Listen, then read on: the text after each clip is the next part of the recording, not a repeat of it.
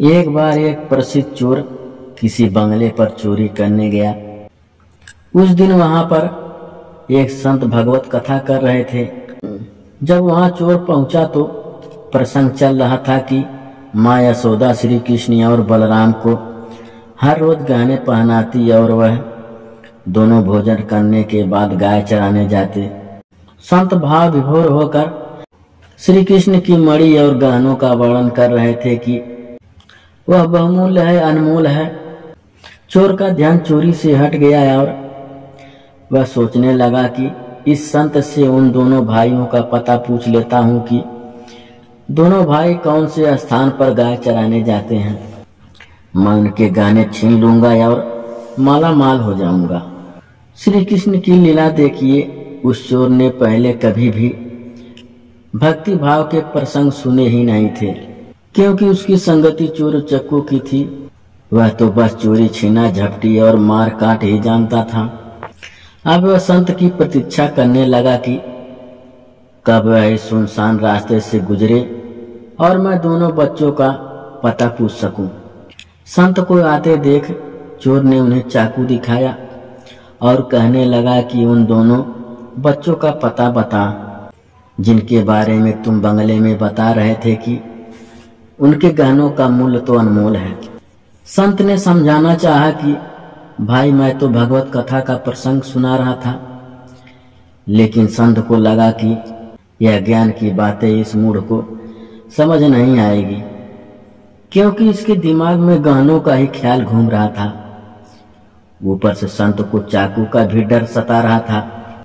संत ने जान बचाने के लिए कहा कि वृंदावन चले जाओ, वहां दोनों भाई सुबह गाय चराने आते हैं, वहां तुम उनसे मिल लेना। चोर जाते जाते संत से कह गया कि मैं गहनों में से आपको आपका हिस्सा दे दूंगा। अब जैसे तैसे वृंदावन पहुंचा। उस समय शाम होने वाली थी। उसने लोगों से पूछा, कृष्ण बलराम गाय कहाँ चराते हैं? लोगों ने भी सरल भाव से वह स्थान बता दिया। श्री कृष्ण की माया देखिए, पूरी रात उसे नींद नहीं आई। रात भर भूख प्यास की कोई सुध नहीं थी। मन में एक ही उत्सुकता थी कि दोनों की अनमोल गहने लेने हैं। पूरी रात कभी पेड़ पर चढ़े, कभी उतरे, कभी रास्ता देखे कि दोनों भाई कब आएंगे। अनजाने में ही सही मन में श्री कृष्ण की धुन चल रही है, कब आएंगे कब आएंगे। फिर उसे अलौकिक प्रकाश दिखाई दिया और दो बालक दिखाई दिए। वह एक टक टक दोनों को निहारने लगा। सोचने लगा कि ऐसा मनमोहक रूप आज से पहले कभी नहीं देखा। तभी उसे स्मरण आया कि और इनमें से संत जी को भी हिस्सा देना है। वह जैसे ही श्री कृष्ण और बलराम को धक्का कर गहने छीनने लगा, प्रभु का वह स्पर्श उसे बहुत ही अलौकिक लगा। प्रभु ने अपनी इच्छा से उसे गहने ले जाने दिए। फिर से वह उन संत जी की प्रतीक्षा करने लगा। संत जी के आते ही कहने लगा कि अपना हिस्सा ले लें, मैं दोनों बालकों के गहने ले आया हूँ। संत जी हैरान परेशान, अरे भाई तुम किन बालकों के आभूषण ले आया है, भूल गए क्या? कृष्ण और बलराम का पता आपने ही तो बताया था।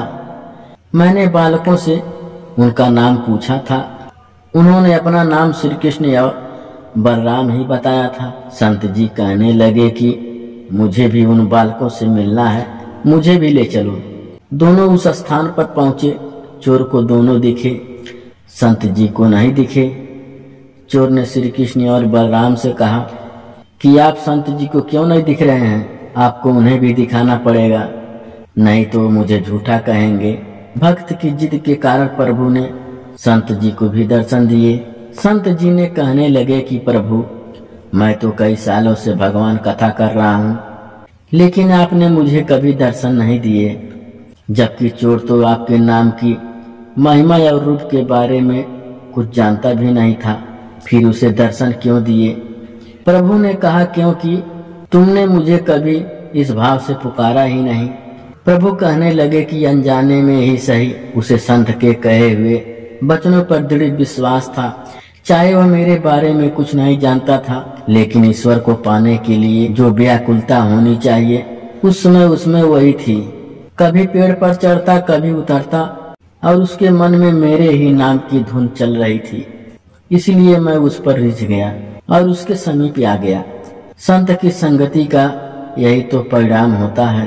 अब चोर भी संत की संगति में श्री कृष्ण का परम भक्त बन गया, क्योंकि अब वह श्री कृष्ण की कृपा प्राप्त हो चुका था।